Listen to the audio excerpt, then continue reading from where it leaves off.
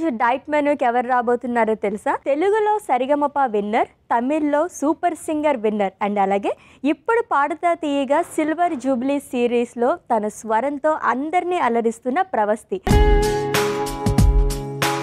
ఏం రెసిపీ చేస్తున్నావు ఇప్పుడు నువ్వు? అసలు పెసరపప్పు బెల్లం హల్వా చేసుకోబోతున్నాం.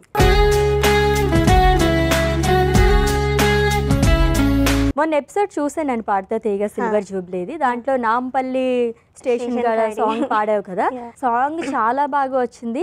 అది పక్కన పెట్టేస్తే గనక నీ డ్రెస్ జిగేల్ జిగేల్ అంటుంది అనమాట.